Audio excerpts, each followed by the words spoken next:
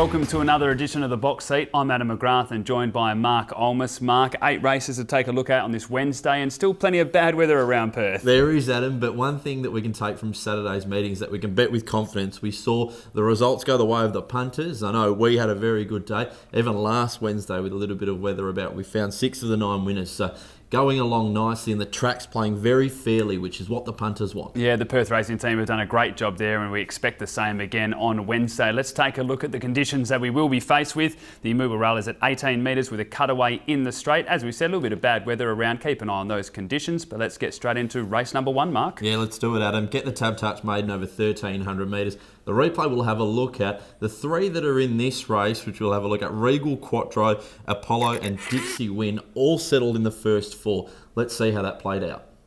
Who's well back as they turn, and also Jack Irish back towards a tail with spirited action. CT's got to the middle of the track, is running about 5th, trying to wind up. Apollo is just in front of Regal Quattro. On the outside is Dixie Win, trying to get through as well. Near the inside is Persona, and further out on the track starting to run on is Volador as well.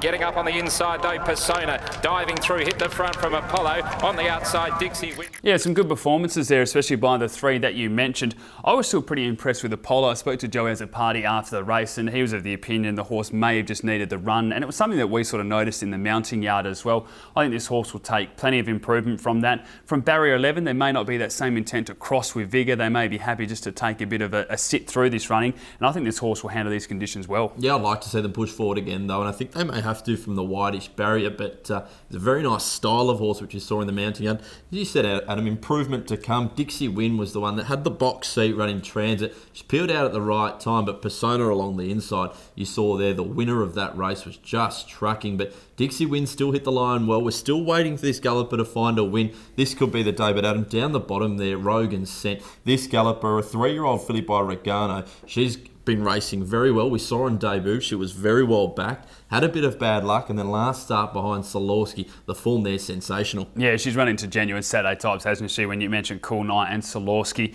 dropping back to a grade like this, I don't think we need to speak about it too much. She should be winning from what we've seen. She's bred nicely, she's put together well, she's shown signs of professionalism, had that bit of a break, comes back to midweek maiden from those type of Saturday grade company. She's on top and should be winning this comfortably and then progressing back to Saturday class, you'd suggest. From number 1, just elated for me, 3 Apollo and number 11 Dixie Win. Rogan Sense on top for me also, Adam. From the 11 Dixie Win, number 3 Apollo and 6 Friar Away. Race number 2 at Belmont Park. It's over the 1,300 metres, an event for the 2-year-olds. Mark, we've seen a few of these go around before, but a couple of new ones that are just going to throw a couple of curveballs into this race. Yeah, the race we're going to have a look at is the Pearl Trade race. Dazzling Poet there was running 5th on that occasion. Lucky Escape running 7th, and we had UMI running 2nd last. And well back American Joy with Special Image and You and I. Inside the 250 though, it's Time on My Side, El Capitano on the inside, coming at them now, Pearl Trade very strongly though, and down the outside is Dazzling Poet, Ascot Gold behind them, but Pearl Trade has raced up to El Capitano, who's trying to kick back, but Pearl Trade with the head in front, and Pearl Trade has won from... Good form race this one. I think Pearl Trade's certainly a filly that we'll be following moving forward. I think Dazzling Poet's also a horse that we can follow moving forward as well. It's had the 4 career starts. It's finished 3rd on 3 occasions. The form lines hold up, but this horse is still learning as it goes. It is very green. You can see that in the running, and I think that's why we see the jockey change here now to a senior jockey and Brad Parnham taking the ride.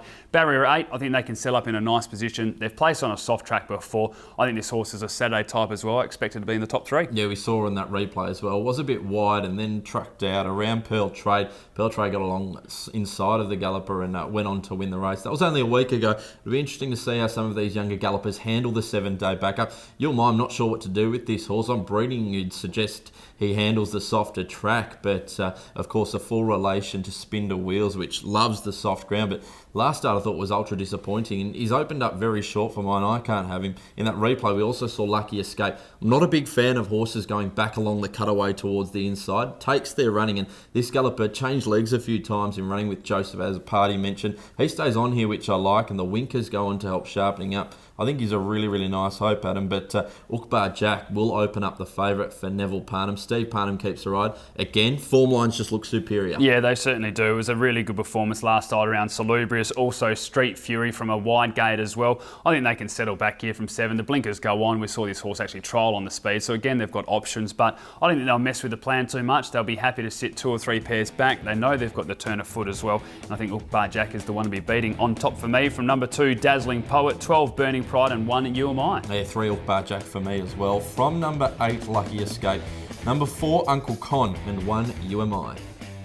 Race number 3 at Belmont Park. It's a Class 3 handicap over the 1700 metres. Mark, the replay that we're going to take a look at. We've seen the form lines really hold up from this. Yeah, Big Red Costa, of course, beat No Saying It last start. He gave him a big stare and went past him. On the outside, Super Hunter got about a half a length, all too much. A run for Cambo.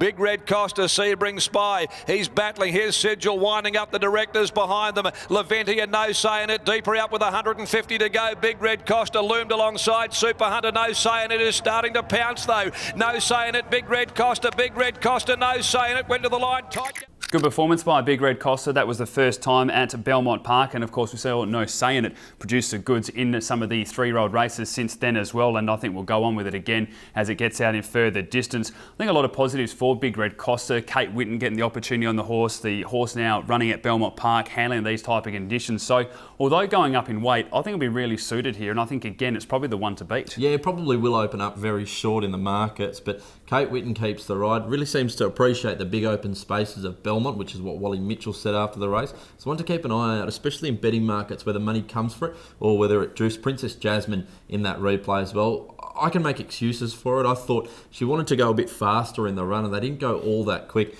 has to be said, just back to Big Red Costa. It was a lovely ride from Kate Whitten on that occasion from Barrier 9.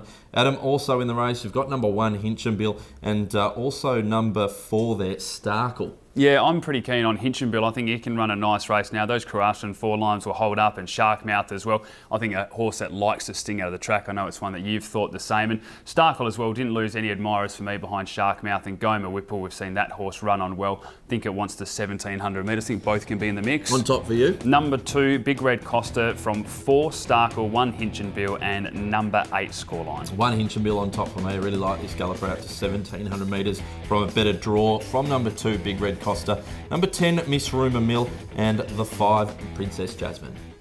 Race number 4 at Belmont Park. It's a Class 3 handicap over the 1700 metres. Mark, the replay horse that we're going to take a look at. The form lines have held up, but it is a hard horse to dive into. Yes, he's not a friend of the punters, is O'Reilly's Crumpet, but his second up run last start was very good. As they come around the home turn now from Daisy Express and well back to the outside Prentice. He got squeezed up there in between Sebring Spy and Rummour, and they're trying to come through too is Street Bandit starting to run on, but Racing Clear come on board. It's got a big lead, come on board by 4 lengths. Down the outside is Nelson's Flight, then O'Reilly's Crumpet and Street Bandit and Daisy Express come on board is Nicely Clear, doing it well over Nelson's Flight and O'Reilly's Crumpet. Very good performance, as you mentioned, by O'Reilly's Crumpet, finishing second in that race was Nelson Flight, which has won since on a Saturday, and Come On Board as well, which put in a good performance too. I think we're in Barrier 3, the blinkers going on, loves a bit of sting out of the track. This is the race that it should be winning, but we've said that a lot of times about this horse. Yeah, everything looks to suit here, doesn't it? I really like the blinkers going on. It's a key factor for me in selecting this horse on top. You get the lovely running behind them. Clint Johnston Porter riding really well. Won the last race of the day at Ascot Belmont on Saturday on Show Honey. It was a really nice performance. Riding in really good form is the kid. We've also got number 6 there, Sigil. William Pike rides this galloper for Sharon Miller. Look, this galloper's working towards a win, just a matter of when it comes. It's another one that hurts the punters, isn't it? So many times you see this horse being well supported, but it's very hard to follow as well when you take a look at the distances that it races. It does go all over the place, so it'll go from 12 to 17 up to 2000, drop back, and we've seen that in all of its preps as well. I do like that it's back down to the 1700 metres. We saw it placed behind, well, finished behind Big Red Costa 2 lengths 2 starts ago. William Pike taking the ride, I think can handle the soft track, and fitness is no issue here. We saw the replay with Big Red Costa in the previous race. Cambo was in that race, led them up, and Kate Fitzgerald got her whip stuck in the reins at about the 200 metre mark, which makes me think that the galloper should have kicked on and probably shouldn't have been beaten by a length. No, it was very very good performance, wasn't it? Especially considering the horse was first up with no trial over 1,700 metres on a soft 5 as well. So should take plenty of improvement from that. Drawn well in barrier 4 with the 54.5 kilos. I think it'll be right from number 6 Sigil, number 4 Cambo, and 3 Frangipani Monster. O'Reilly's Crumpet on top for me also from Sigil, number 5 Brothers Keeper, and the 4 Cambo.